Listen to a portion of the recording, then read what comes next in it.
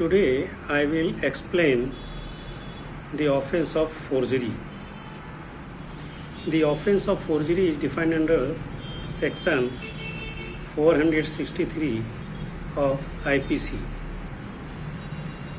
According to this section, there are two ingredients of offense of forgery.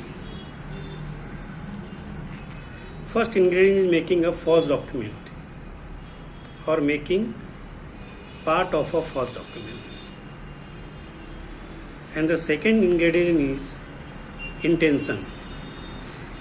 There must be at least 1 out of 7 intention mentioned in the act. And those 7 intentions are: first, the said false document must be made with intention to cause damage or injury to public. Second is, the said false document must be made with intention to cause damage or injury to any particular person. The third intention is that the said false document must be made to support any claim.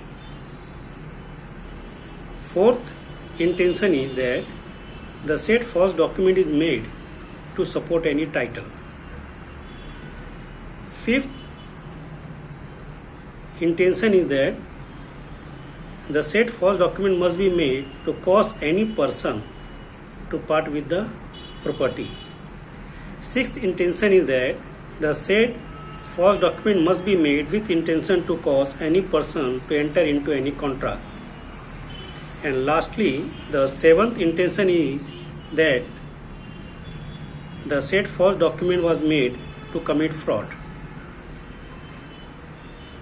In short, only making a false document is not suffice. It must be made with any one of the 7 intention. And if both intention and making false document combines, then only the offense of forgery is made out.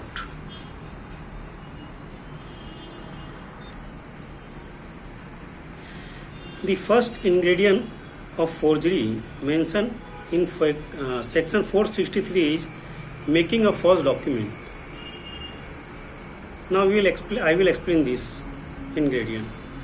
Making a false document, or it may be making a part of a false document.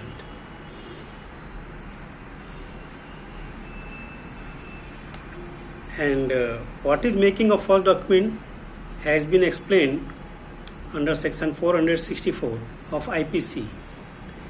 According to this section 464 of IPC,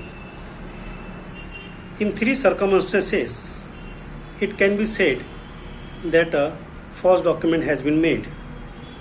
The first circumstance is that when a person makes, signs, seals, or executes a document or a part of document with the intention of causing it to believe that the said document was made or signed or sealed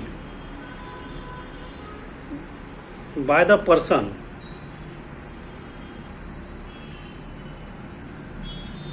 to whom he knows that it is not so made, or it has not been so signed, or it has not been so sealed.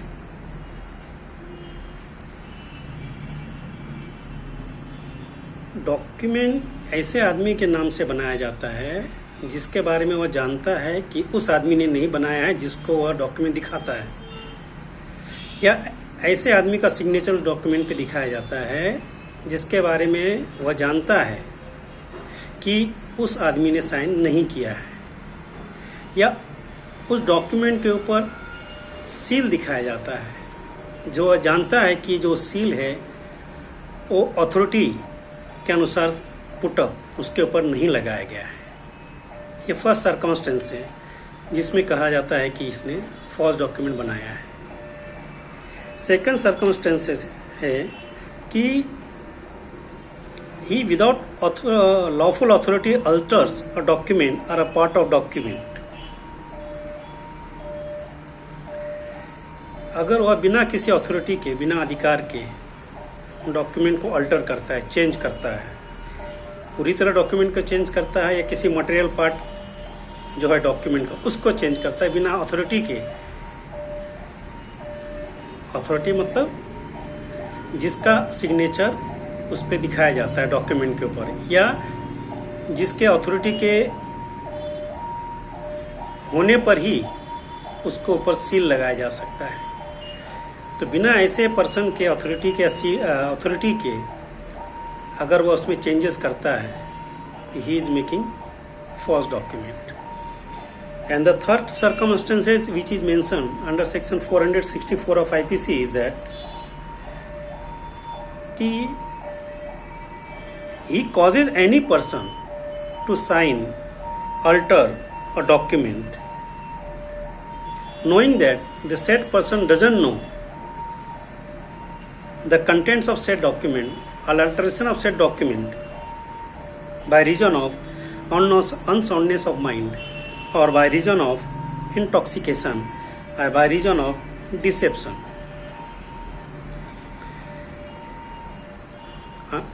तीसरे circumstances में यह लिखा है कि वह किसी आदमी को उस डॉक्यूमेंट पे साइन करने के लिए कहता है, उसको धोखे में रखकर या उसको नशे के हालत में उस पे साइन करवाता है या चेंजेस करवाता है, या उसके दिमागी स्थिति सही नहीं होने के कारण वो उसको समझ नहीं पाता है और फिर भी उस आदमी से उस पर साइन करवाता है। ऐसे तीन परिस्थिति में यदि वह उस डॉक्यूमेंट पर साइन करवाता है तो कहा जाता है कि इसने फॉल्स डॉक्यूमेंट प्रिपेयर किया है, क्योंकि जो साइन करने वाला है वो उस डॉक्यूमेंट के कंटेंट को या उस पर जो चेंजेस किया गया है, अल्ट्रेशन किया गया है, उसको समझ पाने की स्थिति में नहीं है। ये समझ पाने की न स्थिति किसी भी तीन कारण से हो सकती, जो भी जस्ट कहा गया है, या तो उसके अनसाउंडनेस ऑफ माइंड, उसकी जो दिमागी स्थिति है सही नहीं होने के कारण हो सकता है, या इंटॉक्सिकेशन के कारण हो सकता है, और नशे के हालत में जिसके कारण वह उसके नेचर को, डॉक्यूमेंट में जो अल्ट्रेशन हुआ है उसके नेचर को या उसमें जो लिखा गया है उसको वह नहीं समझ पाता है, या फिर उसको धोखे में रख के उस पर साइन करवाया जाता है, उस कंटेंट के बारे में उसको सही नहीं बताया जाता है, डॉक्यूमेंट के चेंजेस के बारे में उसको सही नहीं बताया जाता है, फिर भी उससे उस पर साइन करवाया जाता है। तो ये कहा जाता है कि इसे फॉल्स डॉक्यूमेंट बनाया गया है।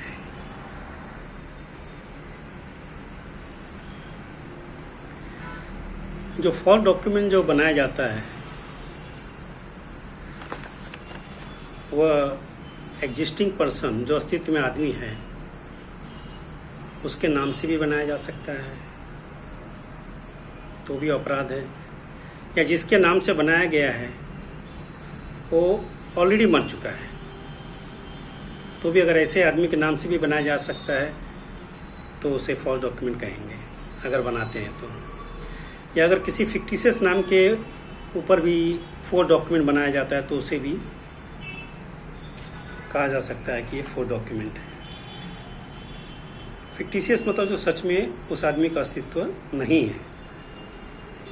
और जो डॉक्यूमेंट बनाया जाता है अगर उस डॉक्यूमेंट का लीगल वैल्यू है तो भी, और लीगल वैल्यू नहीं है तो भी, उस डॉक्यूमेंट को अगर बनाया गया है जालसाजी के द्वारा तो फोर्जरी के अंडर में आता है।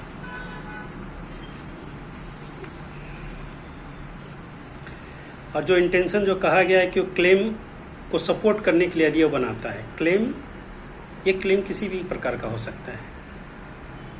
ये नहीं समझो किसी अपने क्लेम को सपोर्ट करने के लिए फोर डॉक्यूमेंट बनाया है, चाहे वो क्लेम प्रॉपर्टी को करने के लिए हो, या वह क्लेम कस्टडी ऑफ चाइल्ड के बारे में हो, चाहे वह क्लेम किसी और चीज़ के बारे में हो। अगर उस क्लेम को सपोर्ट करने के लिए वह फोर डॉक्यूमेंट बनाता है तो फोर्जरी के अंडर में आता है।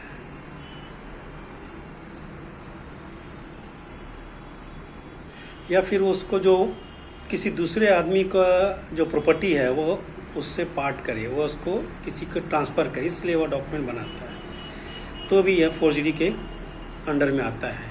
चाहे जिस तारीख पे फोर डॉक्यूमेंट बनाया गया है वो प्रॉपर्टी अस्तित्व में हो, चाहे वो उस तारीख पे प्रॉपर्टी अस्तित्व में नहीं हो। जैसे ए ने एक फोर डॉक्यूमेंट बनाया कि बी को जब वो प्रॉपर्टी मिलेगा, कोई प्रॉपर्टी बी को जब मिलेगा तब वो सी को देगा, जबकि बी ने ऐसा नहीं कहा है, फिर भी उसने बी के नाम से ऐसा प्रॉपर्टी बनाया है। अब जिस तारीख पे 4 डॉक्यूमेंट बनाया गया उस तारीख में वो प्रॉपर्टी का अस्तित्व तो नहीं है, फिर भी वो डॉक्यूमेंट फोर्जरी के अंडर में आ सकता है और आता है।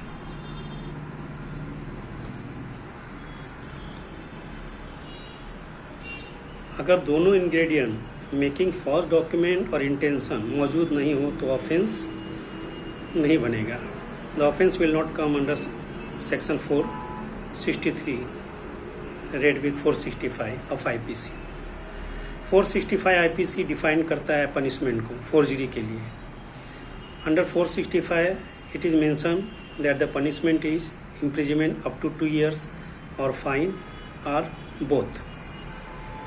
So for offense of forgery, making of document and intention both must coexist, दोनों साथ साथ होना चाहिए। Only there is making of false document but there is no injury to any other person or there is no intention to cause injury to any other person, then the offense of forgery is not made out. सिर्फ false document बनाया गया है लेकिन किसी को नुकसान नहीं पहुंचा है या किसी को नुकसान पहुंचाने के उद्देश्य से नहीं बनाया गया है तो उसे फोर्जरी नहीं कहेंगे।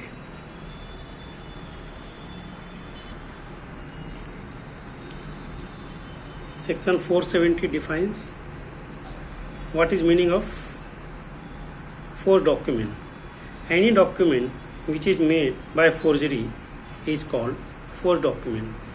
किसी भी डॉक्यूमेंट को जो फोर्जरी के द्वारा बनाया गया है उसको फोर्ज डॉक्यूमेंट कहते हैं धारा 470 के अनुसार। और धारा 471 पनिशमेंट देता है या पनिशमेंट प्रिस्क्राइब करता है